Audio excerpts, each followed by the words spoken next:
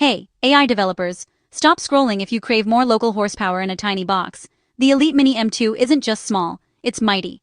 Let's see if it's truly worth the hype. Meet the Minisforum EliteMini M2, a mini PC engineered for serious AI workloads, but sized like your lunchbox.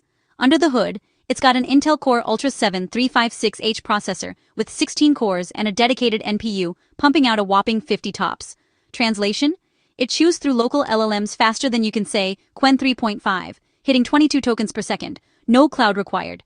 Max out the RAM to a wild 128GB DDR5 and slot in up to 8TB of blazing NVMe storage. Need speed? Dual 2.5GB PS LAN, Wi-Fi 7, and triple 4K display support have you covered for home lab, NAS, or multitasking setups. But heads up, gaming's not its strong suit, and that cooling fan can get noisy when you push it.